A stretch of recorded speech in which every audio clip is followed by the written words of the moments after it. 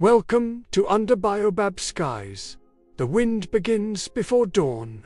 It's soft at first, then rises with the murmur of hooves on sand.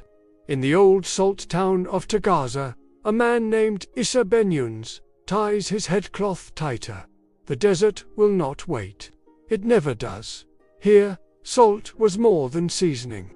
It was life pressed into crystal. Across the Sahel, kings taxed it like treasure, and traders like Issa carried it like faith. His clan had mined these deposits since his grandfather's time. But this year, the wells had turned bitter, and hunger was circling his village. He promised his mother, "I'll bring enough to fill the storehouse." He didn't know that the desert listens when you boast. As they departed, the caravan stretched out like a long, slow serpent. 60 camels, 3 guides, and a dozen traders wrapped in the deep blue of the desert. Their rhythm was steady, marked by a chant that had echoed for centuries. Allahu Akbar. The road is long, but the soul is longer.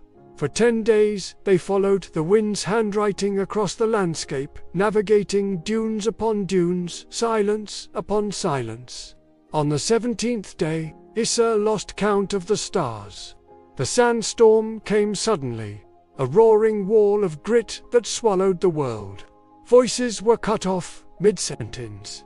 When the air finally cleared, half the caravan had scattered, vanished. One of their guides was gone, swallowed whole by the storm. Lost, Issa relied on the old ways. He found his direction by taste, licking his finger, touching it to the wind, reading the faint trace of salt on his lips. There was an old saying, "If you taste salt, you are near the road." But the desert often lies in riddles. For weeks, they walked in a broken, heavy silence. The camels moaned, a low, constant complaint. The men sang old songs, their voices thin against the vastness, just to keep fear from fermenting in their hearts.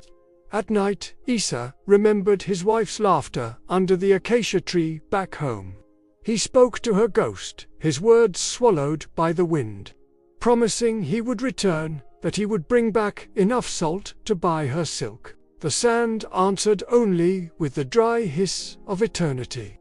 At last, on the 32nd day, a shimmer on the horizon resolved into the Niger River, the glitter of life after the tyranny of endless gold dust.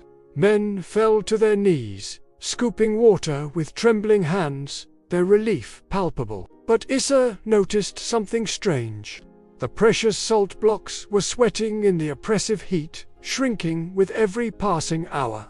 Every step toward home now meant another kind of loss.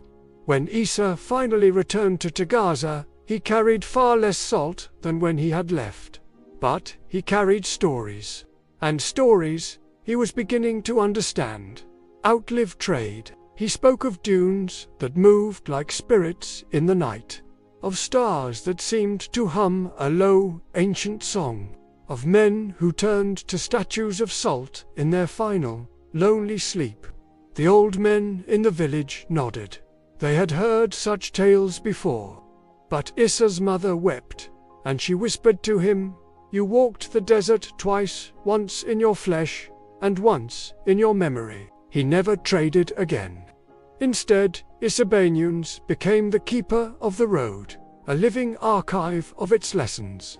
He spent his days warning young men that the real weight of salt isn't what you carry on your back, it's what you are forced to leave behind.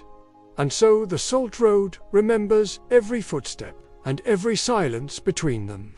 There are sounds that only the Sahara remembers: the hum of 1,000 hooves, the rattle of salt blocks, the ancient rhythm of survival.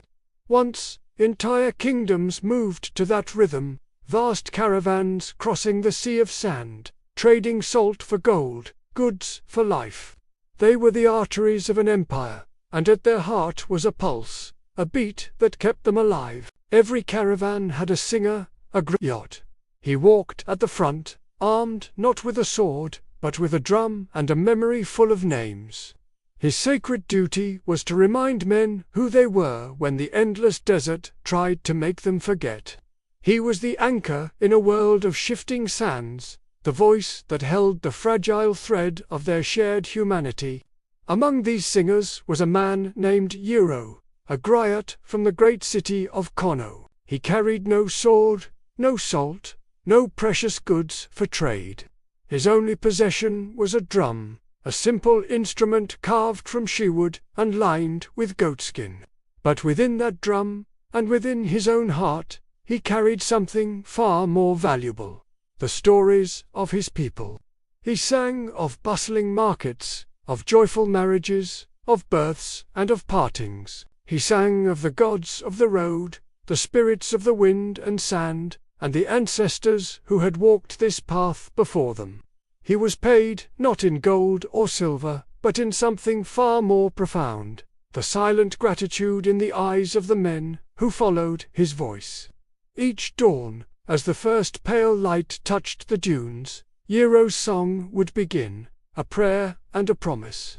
"O desert," he would sing, his voice rising to meet the morning, "open your mouth and let us pass. O wind, speak gently to our bones." His song was a shield against the vast emptiness, a testament to their resilience. It wove a tapestry of sound that pushed back the silence, reminding each man that he was not alone, that he was part of a chain stretching back generations. The rhythm of his drum was the rhythm of their hearts, the steady beat of hope against the overwhelming scale of the landscape. The men walked to his beat, their feet finding a common purpose in the sand. His songs weren't just entertainment, they were navigation. They told of oases hidden behind certain rock formations, of wells known only to the wise. They spoke of constellations that guided travelers when all landmarks were swallowed by the night. Yero sang of heroes and tricksters, of love and loss, his voice a living library of their culture. In the evenings, around the flickering light of a small fire, the men would listen, their weary faces illuminated, their spirits rekindled by the ancient tales. The caravan was more than a commercial enterprise. It was a moving community, and Yero was its soul. But the desert is a fickle master, and it does not always listen to songs. On one journey, a journey that would be etched into memory and legend, the desert began to swallow his voice. It began subtly, with a strange sickness that spread through the camels, the lifeblood of their expedition. The sturdy animals, usually so resilient, grew weak, their great humps shrinking, their steps faltering. Panic, a cold and silent predator, began to stalk the edges of the caravan. Men started to dream of water that never came, their sleep haunted by mirages that danced on the horizon during the day. Their waking hours were filled with a growing dread, a gnawing anxiety that the desert would claim them. By the 10th day, the sun had baked the life out of everything. Even Yero's drum, his constant companion, had succumbed to the relentless heat. Its goatskin head cracking under the strain, its voice falling silent.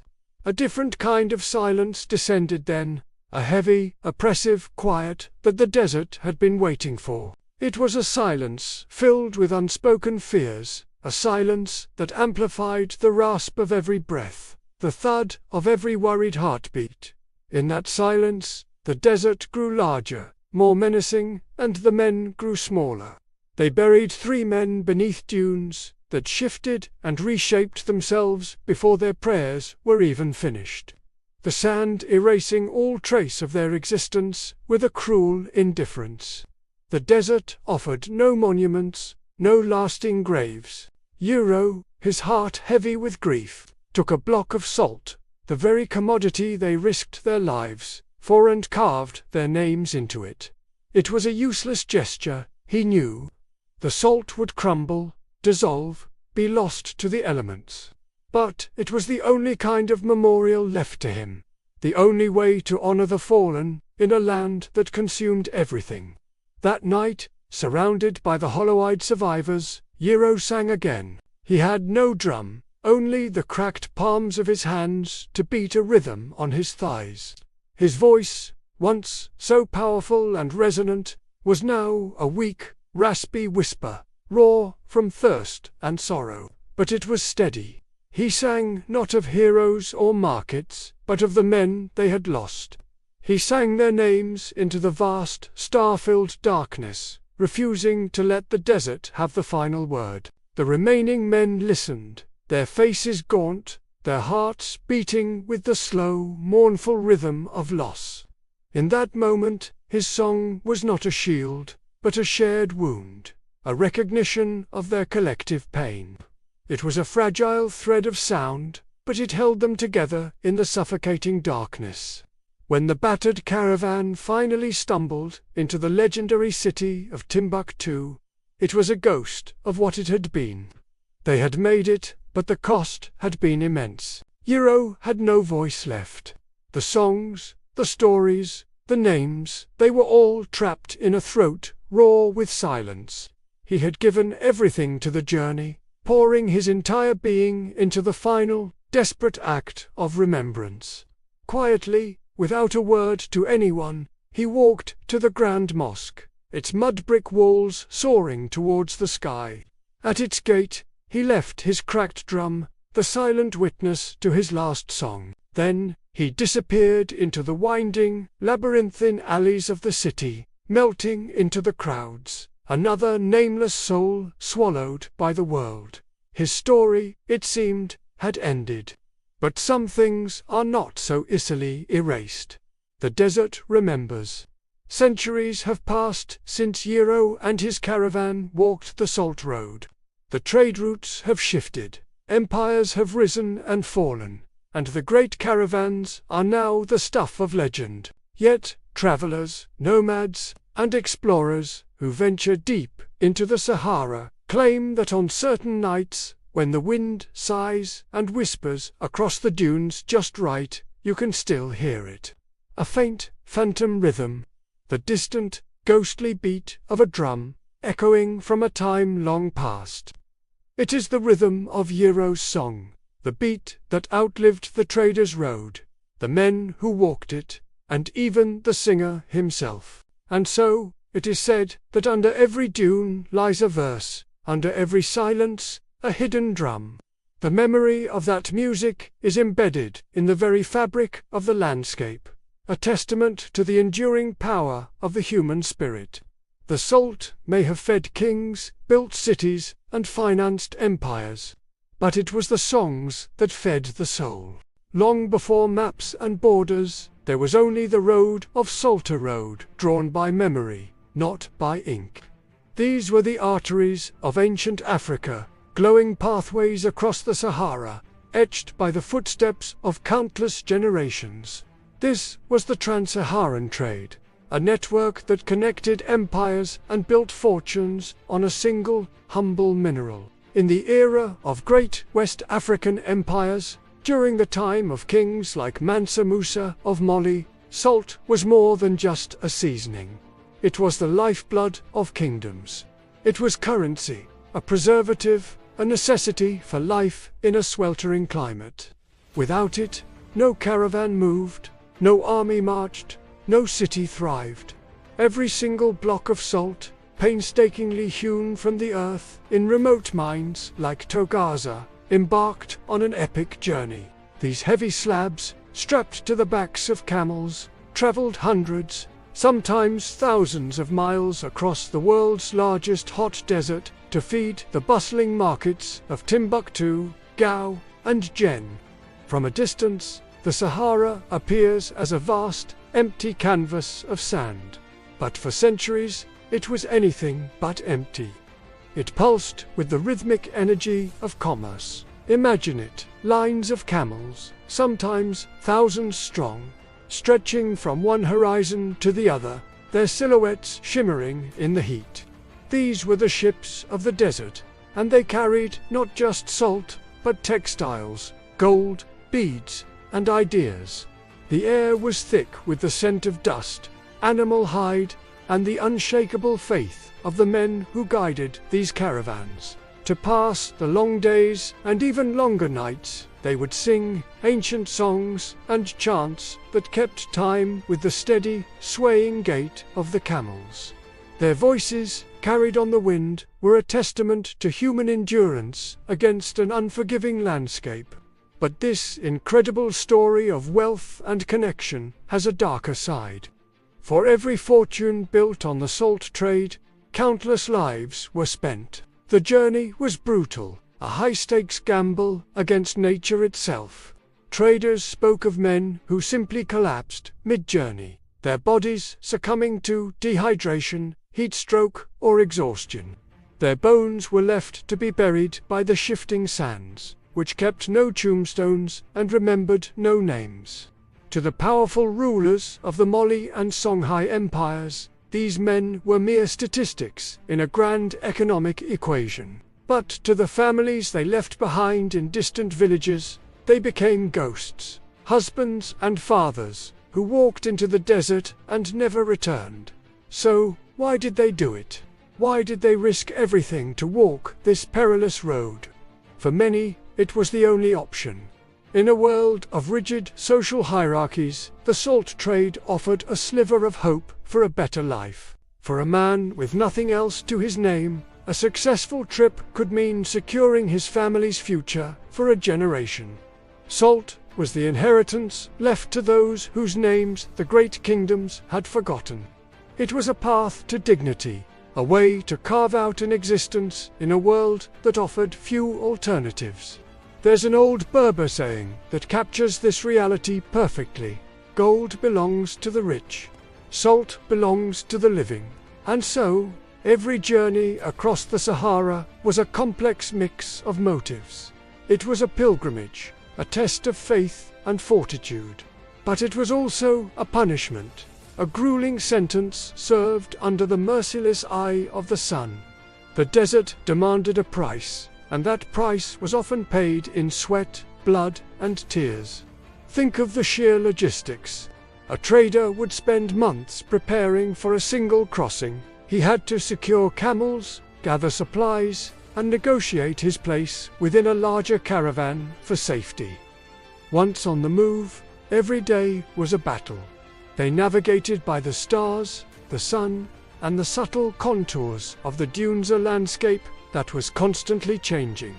They faced the threat of sandstorms that could appear without warning, burying everything in their path. They rationed water with meticulous care, knowing that a single miscalculation could be fatal.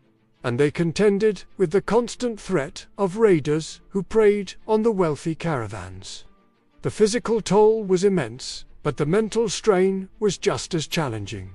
The endless, monotonous landscape could play tricks on the mind, conjuring mirages of lush oases that would vanish upon approach. It was a journey that tested the very limits of human resilience. After weeks, sometimes months, of this grueling trek, the faint sound of drums would signal their approach to the savannah towns of the Sahel.